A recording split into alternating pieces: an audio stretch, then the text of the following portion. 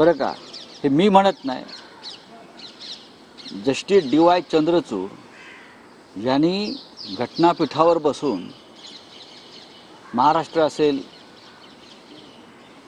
त्यानंतर जो आता संभलचा विषय आहे वर्शिप ॲक्ट, हे सगळे त्यांनी अत्यंत घटनाबाह्य कामं करून देशामध्ये एक प्रकारची आग लावली. महाराष्ट्रामध्ये घटनाबाह्य सरकारला सुप्रीम कोर्टानं संरक्षण दिलं, त्यात DY चंद्रचूडजी होते. आणि आता त्याच पद्धतीनं पुढे हे घटनाबाह्य काळजीवाहू सरकार आहे. हे काळजीवाहू सरकार, केयरटेकर गवर्नमेंट, ये भी संविधान के खिलाफ है. हे सुद्धा काळजीवाहू सरकार 26 तारखेला मुदत संपलेली आहे विधानसभेची.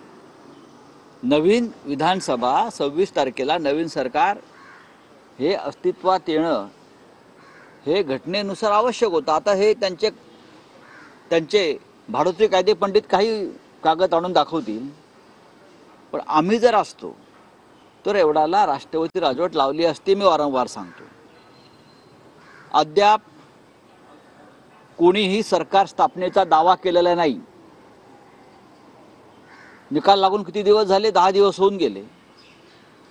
24 तासामध्ये खरं म्हणजे एवढं बहुमत आहे, सरकार स्थापनेचा दावा करायला पाहिजे होता. अद्याप ह्यांच्यापैकी कोणीही सरकार स्थापनेचा दावा का केला नाही? का केला नाही? बहुमत आहे ना आपल्याकडे, सरकार स्थापनेचा दावा आपण केला नाही.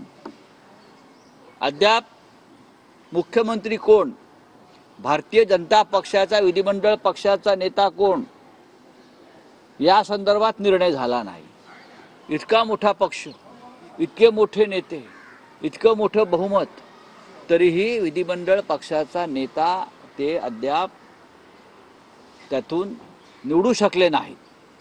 सरकार स्थापनेचा दावा नाही. अद्याप राज्यपालांना कोणी भेटलेलं नाही जाऊन सरकार स्थापनेसाठी, आणि राज्यपाल चालू देतात काळजीवाहू सरकार घटनाबाह्य. आणि त्या पक्षाचे प्रांताध्यक्ष बावनकुळे सांगतात 5 तारखेला शपथ घेऊ. का राज्यपाल आहेत का?